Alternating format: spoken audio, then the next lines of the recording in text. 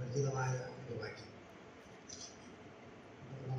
ഏഴാമത്തെ വാക്യത്തിൽ കാണുന്നത് തന്നെത്താൻ താഴ്ത്തി വായു തുറക്കാതിരുന്നിട്ടും അവൻ പീഡിപ്പിക്കപ്പെട്ടു.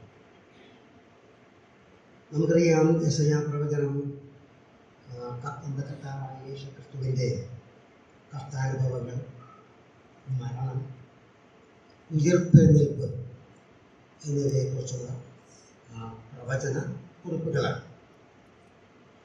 അത് ഈ അധ്യായം പഠിക്കുന്ന ആളുകൾ മൂന്നായിട്ട് തരംതിരിച്ച് പഠിക്കാറുണ്ട്.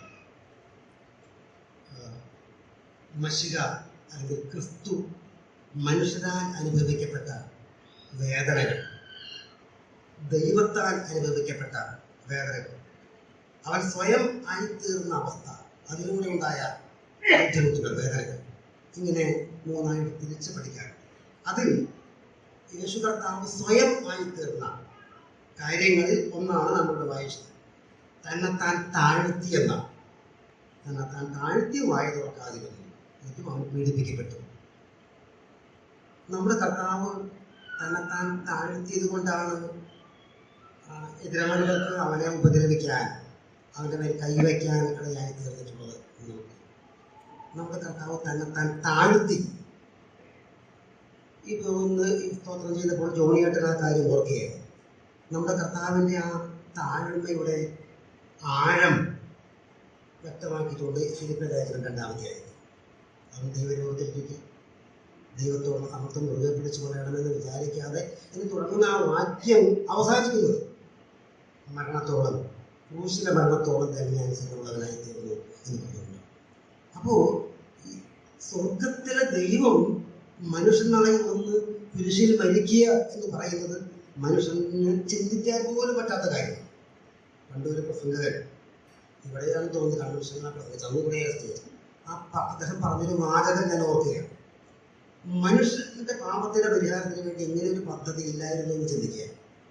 മനുഷ്യന്റെ പാപത്തിന്റെ പരിഹാരത്തിന് വേണ്ടി എന്താണ് ചെയ്യേണ്ടത്, എന്താണ് ഇതിന്റെ മാർഗം എന്ന് ലോകത്തിലെ സകല ബുദ്ധിമാന്മാർ കൂടി ആലോചിച്ചാലും ഒരൊറ്റ ബുദ്ധിമാന്റെ മനസ്സിലും ഇങ്ങനെ ഒരു ആശയം വരില്ല.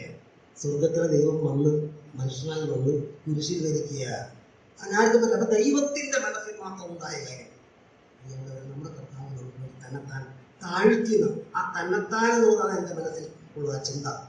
തന്നെത്താൻ താഴ്ത്തി. അതേ വാക്യത്തിൽ ഞാൻ വാക്യങ്ങൾ എടുക്കുന്നില്ല, ഫിലിപ്പിയ ലേഖനത്തിൽ അതേ വാക്യത്തിൽ ഒരു പ്രയോഗമുണ്ട്. അവൻ ദൈവരൂപത്തിലേക്ക് ദൈവത്തോടെ സമത്വം മുറുകെ പിടിച്ചുകൊണ്ടിടന്ന് വിചാരിക്കാതെ ദാസരൂപമെടുത്ത് മനുഷ്യ സാദൃശ്യനായി തന്നെത്താൻ ഒഴിച്ചു. അപ്പൊ തന്നെത്താൻ താഴ്ത്തിയ മാത്രമല്ല, തന്നെത്താൻ ഒഴിക്കുക. എന്താ ഒഴിക്കുക?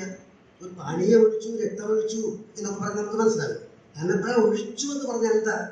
തന്നെത്താൻ ഒഴിവാക്കിയതാണ്. തന്നെത്താൻ ത്യജിച്ചു, തന്നെത്താൻ ഒഴിവാക്കിയതാണ്. എന്താ ഒഴിവാക്കിയത്? തന്റെ ദൈവത്തെ ഒഴിവാക്കിയിട്ടില്ല. പല കാലങ്ങളും അങ്ങനെ പറയാം, ദൈവത്തെ ഒഴിവാക്കിയെന്ന് പറഞ്ഞാൽ നമുക്ക് മനസ്സിലാക്കാൻ എളുപ്പമാണ്. പക്ഷെ ദൈവത്തെ ഒഴിവാക്കിയിട്ട് ആ ദൈവമായിരിക്കെ മനുഷ്യത്വം കൂടി സ്വീകരിക്കുകയാണ്. അങ്ങനെ തന്നെത്താൻ ഒഴിക്കുകയാണ്. ദൈവപ്രഭാവം ഒഴിവാക്കിയത്, ദൈവപ്രഭാവം, ദൈവമഹത്വം ഒഴിവാക്കുകയാണ്. അങ്ങനെ ഒഴിവാക്കിയാലും താൻ ദൈവം തന്നെയാണ്.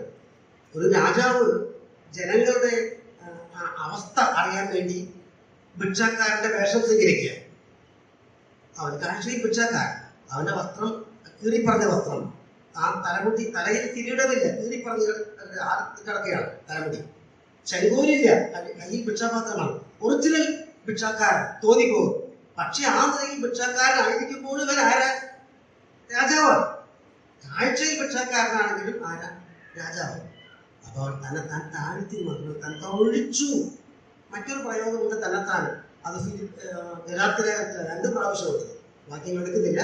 1-ാം അധ്യായം 3-ാം വാക്യം, 2-ാം അധ്യായം 20-ാമത്തെ വാക്യം. തന്നെത്താൻ ഏൽപ്പിച്ചു കൊടുത്തു. തന്നെത്താൻ ഏൽപ്പിച്ചു കൊടുത്തു എന്നുള്ളത് ആർക്കാ ഏൽപ്പിച്ചു കൊടുത്തത്? തന്നെത്താൻ ശത്രുക്കൾക്ക് വേണ്ടി ഏൽപ്പിച്ചു കൊടുക്കുകയാണ്. തന്റെ ശരീരം തന്നെ ഉപദ്രവിക്കാൻ മറ്റുള്ളവർക്ക് വേണ്ടി ഏൽപ്പിച്ചു കൊടുക്കുകയാണ്. ഏൽപ്പിച്ചു കൊടുത്തത് കൊണ്ടല്ലേ അവർക്കത് ഉപദ്രവിക്കാൻ സാധിച്ചത്? തന്നെത്താൻ ഏൽപ്പിച്ചു കൊടുത്തു. നമ്മളൊരു പാട്ടിൽ പാടുന്നുണ്ട്, നീചവരണമാകുന്ന എന്നെ സ്നേഹിച്ചപ്പോൾ നീച ലോകത്തിൽ വന്നു, നീചവരണം ഭരിപ്പാനായി നീചന്മാർക്ക് ഏൽപ്പിച്ചല്ലോ, അങ്ങനെ പാടാറുണ്ട്. അപ്പൊ അവൻ നീചന്മാർക്ക് വേണ്ടി ഏൽപ്പിച്ചു കൊടുക്കുകയാണ്. നമ്മെ സ്നേഹിച്ചു, തന്നെ ഏൽപ്പിച്ചു കൊടുത്തു. മറ്റൊരു വാക്യങ്ങൾ എൻ്റെ ഓർമ്മയിലുള്ളത് വേറെ ഉണ്ടായിരിക്കാം. എഫേസ്യർ ലേഖനം 5-ാം അധ്യായത്തിന്റെ 2-ാമത്തെ വാക്യം, അവൻ തന്നെത്താൻ ദൈവത്തിന് വഴിപാടും യാഗവുമായി സമർപ്പിച്ചു, അർപ്പിച്ചു എന്നാണ്. ദൈവത്തിന് വഴിപാടും യാഗവുമായി അർപ്പിച്ചു. ഇവിടെ നമുക്ക് വേണ്ടി തന്നെത്താൻ ആയിത്തീർന്നു, തന്നെത്താൻ താഴ്ത്തിയവൻ, തന്നെത്താൻ ഒഴിച്ചവൻ, തന്നെത്താൻ ഏൽപ്പിച്ചു കൊടുത്തവൻ, തന്നെത്താൻ ദൈവത്തിന് വഴിപാടാക്കി സമർപ്പിച്ചവൻ. എന്തിനു വേണ്ടിയാണ്? നമ്മെ സ്നേഹിച്ചു, നമുക്ക് പകരമായി ആ നിലയിൽ തന്നെത്താൻ താഴ്ന്നവനായ കുരിശിൽ കഴിച്ചു കർത്താവായ യേശു ക്രിസ്തു നമുക്ക് ഓർക്കാം. നമ്മുടെ ശരീരത്തെ രക്തത്തെ കുടിക്കുന്ന തിരുവത്താഴത്തെ പങ്കാളികളാണ്. ഈ ചെറിയ ചിന്തയും ആ നിലയിൽ നമ്മെ സഹായിക്കട്ടെ. എന്തായാലും വേറെ നാം എന്ന് വാഴ്ത്തട്ടെ.